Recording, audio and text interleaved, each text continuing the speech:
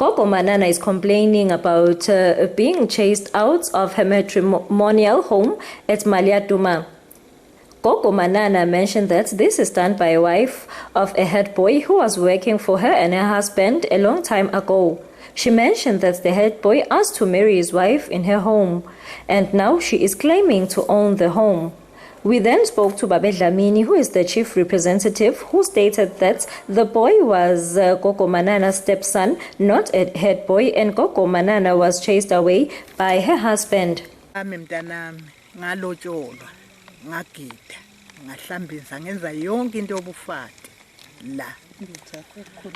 la ngakha mntanami leli khaya leli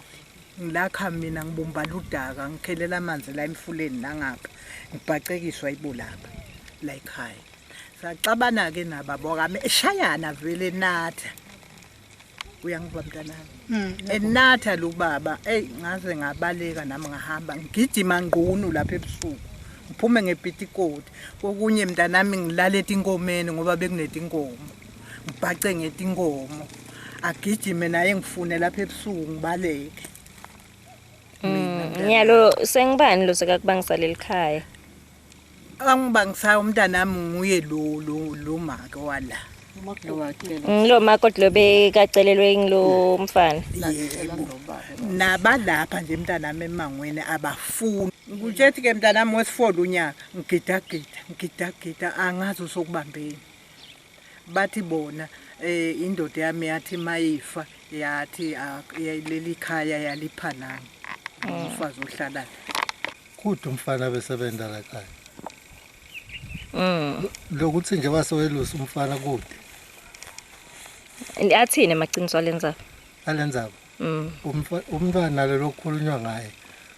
indoda yalomfati umfati lohlobene kanjani nagogo umntwana walendoda yakhe manje lokho ukuthi athi cha wena bogane nje umfana wethi inkomo bekasebenza la khaya so uthengisile phela lo uhambe lokushopthayisile iqiniso lenzakaleyo kuthiwa mosilo makoti lo lapha ekhaya ngumfana wendvodza yakho akusiye ukuthi wemfana wethu bathi ngumakoti wakho ngumfana wendvodza yakho